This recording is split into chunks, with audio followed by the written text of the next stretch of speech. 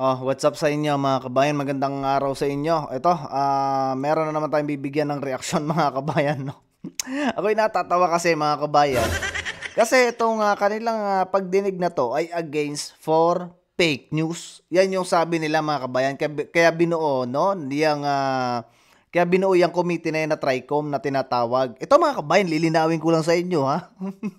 Kasi baka tayo ay masama din diyan. Pero siyempre, alam niyo naman, yung mga todo lang bumira, no? Yung sinasama diyan, tayo naman ay mild-mild lang mga kabayan. At base lang din tayo doon sa mga nakikita natin, naririnig, no? Napapanood. Yung binibigyan natin ng reaksyon, ano mga kabayan. At hindi naman yung masasabi na paninirang puri kasi yung atin binibigyan lang ng opinion mga kabayan, freedom natin yan na magbigay tayo ng sariling opinion sa mga nagaganap sa ating bansa mga kabayan, lalong-lalo na dyan sa mga politiko. Diba? O, katulad nito mga kabayan, alam niyo siguro, ito mga kabayan, opinion ko lang din to. Ano? Opinion ko lang to mga kabayan. Sana all. Ayan. Kaya siguro mga kabayan, hapit itong mga to na maglinis ng kanilang pangalan at palabasin na itong mga vloggers, mga Duterte vloggers, mga nagko-comment ng hindi magaganda mga kabayan sa kanila, mga fake news kasi kita ninyo mga kabayan, kung Dan Fernandez kulilat sa Laguna, ano ba yan? Gubernatorial survey. O, ayan mga kabayan. Alam ninyo, itong purpose, no? Ng pagpapatawag na yan, talagang for sure mga kabayan yan, no? Gusto nilang isuppress, gusto nilang takutin. Alam niyo mga kabayan, napakalaking ano nito, no? Malaking impact to sa mga gustong mag-vlog, gustong tumalakay ng mga nangyayari or maglabas ng expression dito sa mga nangyayaring kabalbalan dyan sa tuwad kong mga kabayan. Kasi kita ninyo, pagka ikaw ay against, no? At atin tinutuligsa mo yung mga ginagawa nila. Ayan, mga kabayan, tatakutin ka, patatawag ka dyan sa mapatawag ka dyan sa tuwad ko. Tapos pagka hindi mga kabayan na maganda ang iyong sagot at hindi nila gusto ang iyong sagot, o hindi pumapabor sa kanilang gusto mga kabayan, sigurado citing contempt ka mga kabayan.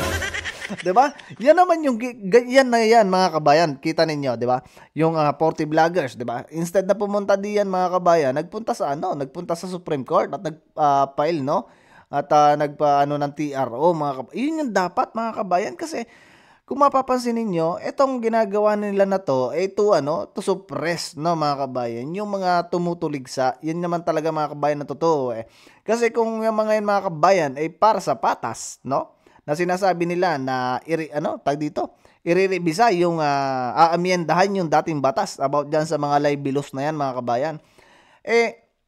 Dapat, unang-unang pinatawag nila mga kabayan, kung gusto talaga nilang magagawa ng magandang batas laban sa fake news, dapat unang pinatawag nila si Bungit mga kabayan. 'Di ba kung maaalala ninyo mga kabayan yung nangyari sa KOJC. 'Di ba yung nangyari sa KOJC mga kabayan, grabe, yung mga pumunta doon mga kabayan may mga armas. Pero nung nagbigay ng statement mga kabayan si Bungit, anong sabi? Wala daw armas mga kabayan.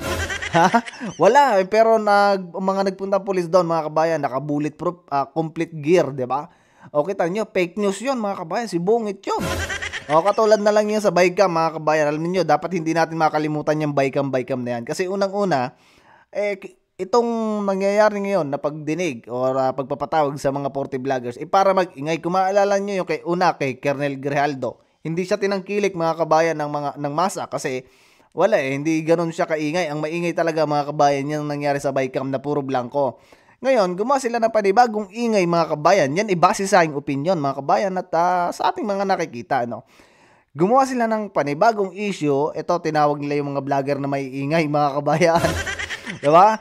Pinatawag nila at para na sa ganon mga kabayan, malay mo, dyan nga naman mag-click, no?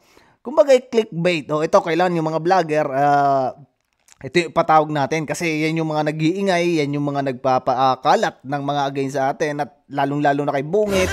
Diba? Syempre mga kabayan, ngayon kinagat ng tao yung mga pinatawag na vlogger. Pero ang masaklap lang nito mga kabayan, hindi pumunta, no? Hindi umattend yung mga vlogger. So, ayan, ang ginawa nila mga kabayan, sila ng show cause order. So, mapipilitan ngayon mga kabayan itong 40 vlogger na pumunta diyan. Diba? Kita mo mga kabayan ang ginagawa ng Tuwadcom. Grabe mga kabayan. Over tripping sila. Kumbaga over use of power yung ginagawa nila diyan.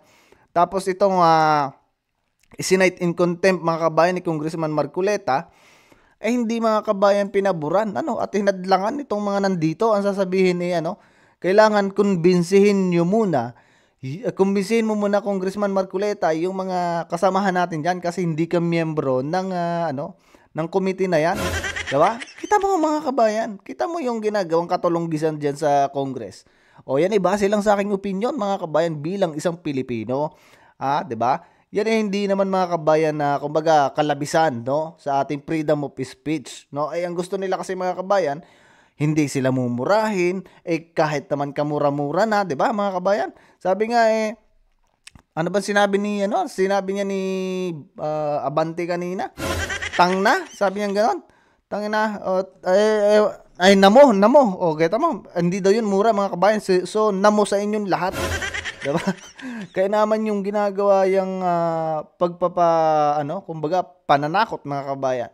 Pag-suppress sa kalayaan na magpahayag ng mga kabulastugan na nangyayari. At saka totoo naman mga kabayan yung mga sinasabi ng mga kasama natin vlogger, Totoo yung sinasabi na talagang napakalaki mga kabayan ng problema dito sa administrasyon na to kasi nga yung pera natin mga kabayan ninanakaw bilyon-bilyon sa dami ng problema mga kabayan ng bansa natin, inuuna itong mga tumitira sa kanila. Ngayon kung ayaw ninyong tirahin kayo, gumawa kayo ng maganda diyan, baka sakali pang puro papuri yung gawin sa inyo ng mga vlogger. Before mga kabayan, panahon ng administrasyon ni PRRD, wala namang ganyan na tumutiligsa dyan sa Congress. Diba? Puro mga pabor mga kabayan. Magaganda nga yung mga comments sa Congress nun kasi napakasisipag. Kita nyo, na-approve agad mga kabayan yung mga gusto nilang ipa-approve. Yung mga magagandang talakayan nila dyan. Pero kita ninyo, wala noong mga matitinding bumabatikos. Ngayon lang mga kabayan. Tapos sasabihin ito ni Barbers at saka ng mga yan nandyan na yung mga vloggers na tumutuligsa sa kanila funded ng Pogo, ng tinawag pang narco vloggers, sila mismo mga kabayan na hihiring-hiring na yan, nakisyo mga fake news. Silang fake news mga kabayan. Kita niyo wala pa silang pruweba na tayo ay narco vloggers or funded ng Pogo. Nandyan nga mga kabayan, abunado pa tayo sa internet. Diba? Wala pang bayad sa internet. Kita mo yung iba mga kabayan na kasama doon sa 40 vloggers. Hindi naman tayo mga katulad mga kabayan ng mga yung mga lutanistang vloggers mga kabayan, kita ninyo. Noon pa-tricycle lang. Ngayon mga kabayan naka 4 wheels na. Sino yon mga kabayan? Noon nangungupahan lang. Ngayon pakondo-kondo na. Kita mo? Pakinggan muna natin to mga kabayan. Tayo ay maraming sinasabi dito, Marami tayong mga sinasabi kasi yun yung ating nakikita mga kabayan. At yan yung ating talagang saloobin, bilang isang Pilipino na nakikita natin na hindi maganda nangyayari sa gobyerno. Kita nyo, taas ng bilihin.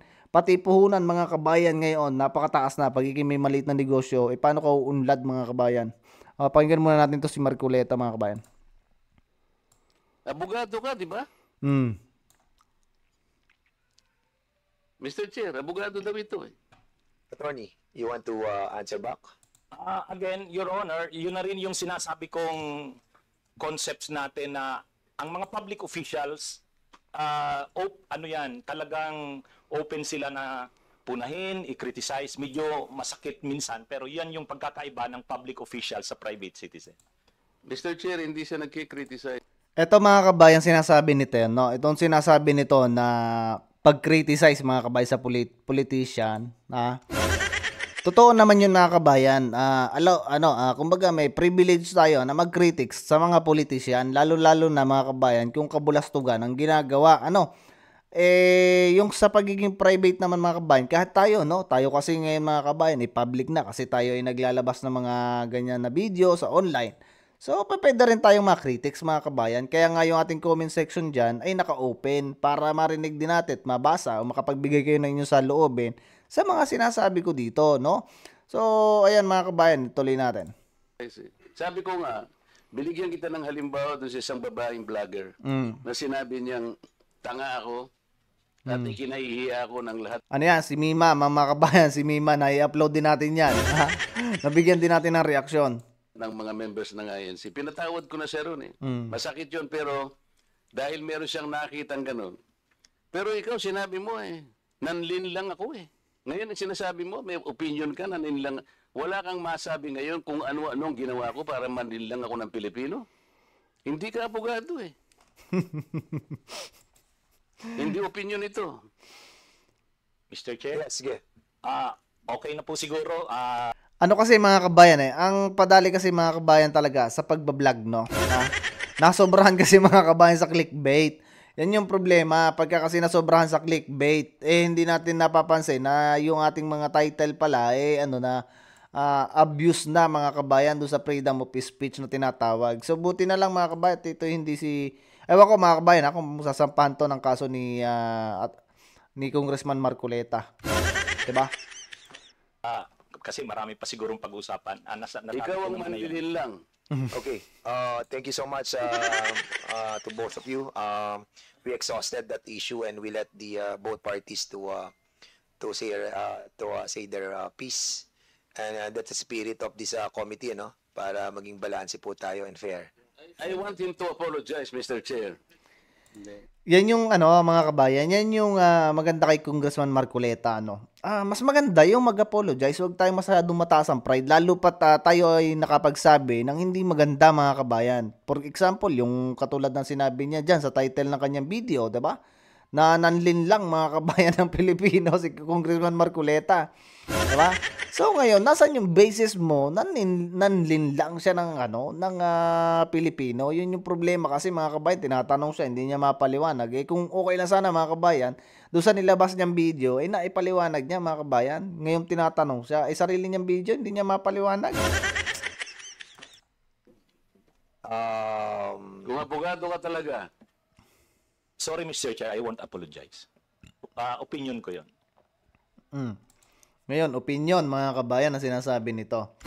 Paano yan mga kabayan? Tayo opinion lang din. Ito talaga mga kabayan, opinion lang din natin at hindi naman tayo nagmamagaling ng totoo mga kabayan. Yun yung ating mga sinasabi dito ay kayang-kayang maarok mga kabayan ng kumbagay ka-level natin. Kumbaga mga normal na Pilipino. Kasi yan yung sa loobin natin mga kabayan. Sa nakikita natin, sa naririnig natin at mababasa natin.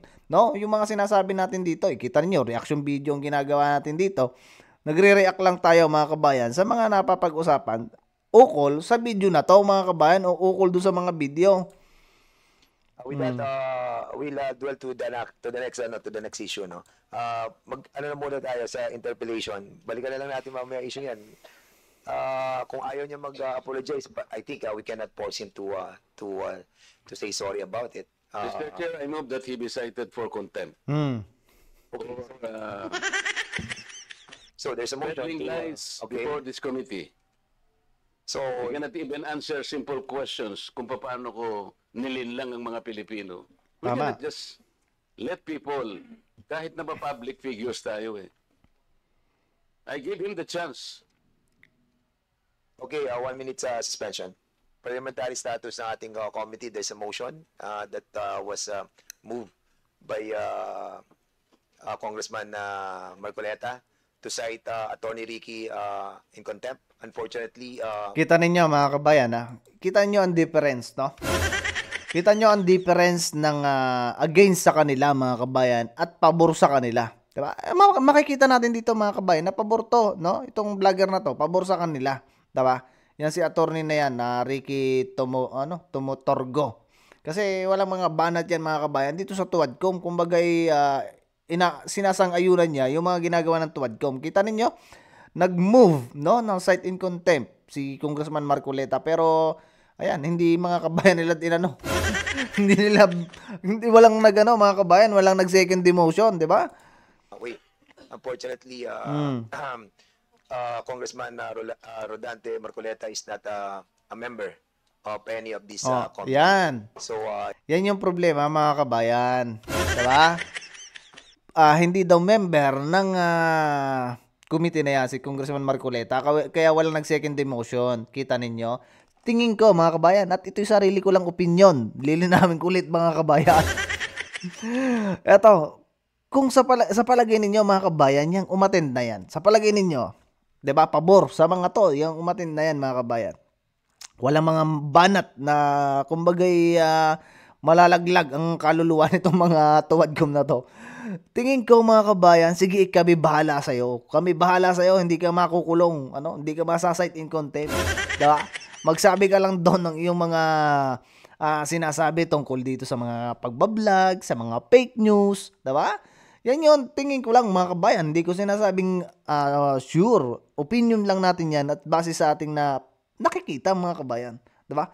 Kita ninyo mga kabayan, sa dami ng mga inatindan dyan. Maraming summon dyan sa tuwadkom na yan. Kita ninyo, yung mga resource person dyan, maliban sa bumaligtad mga kabayan para hindi ma-cite in contempt. Pagka hindi ka bumaligtad mga kabayan, shoot ka sa banga. Katulad na lang ni Attorney Zulaika, 'di ba? Na ospital pa, 'di ba? Si Colonel Grijaldo na ngayon mga kabayan walang sweldo. Sino pa mga kabayan? Si Wilkins, 'di ba? Kita ninyo, 'di ba? Kita ninyo kung paano yung mga yan tumirada ng mob incite in contempt pagka against sa kanila. Pero dito mga kabayan sa vlogger na to, hindi yan makukulong mga kabayan, hindi yan masasite in contempt kasi nga hindi sila tinitira mga kabayan. Yan yung reality. Diba? Ang gusto kasi nito mga kabayan, yung mga vlogger ay matakot, no? Huwag mag-critic sa kanila kasi nga naman mga kabayan, magi-eleksyon, napakahirap mga kabayan na napakaraming mga galit sa iyo, maraming mga naglalabas. Kita nyo pagka naglalabas yung mga DDS vlogger mga kabayan, ang daming views. Diba? Napakaraming views mga kabayan. Yun yung malaking epekto sa kandidacy nitong mga to. Kita nyo si Dan Fernandez mga kabayan. Ayan laglag mga kabayan sa survey ng gubernatorial survey. Laglag mga kabayan. Diba? Kulelat sa Laguna mga kabayan. Tingin ko ito si Dan Fernandez. Hindi na to mga kabayan mananalo ng posisyon. Tingin ko itatalunin to nung kanyang kalaban. Diba? So yan mga kabayan. Hindi kinatigan nitong committee na to yung move cite in contempt ni Congressman Marcoleta kasi nga mga kabayan hindi daw to member ng committee. Yan yung problema. So ayun lang mga kabayan, see you tayo sa susunod na video mga kabayan. Ingat kayo, wag niyo kakalimutan to mga kabayan, tong mga picture no na lumalabas dito. Yan si number 38 Marcoleta, 22 De La Rosa. Yan, wag niyo kakalimutan yan mga kabayan. Sa balota. Ayun mga kabayan, adios sa inyo. See you sa susunod na video at ingat kayo mga kabayan.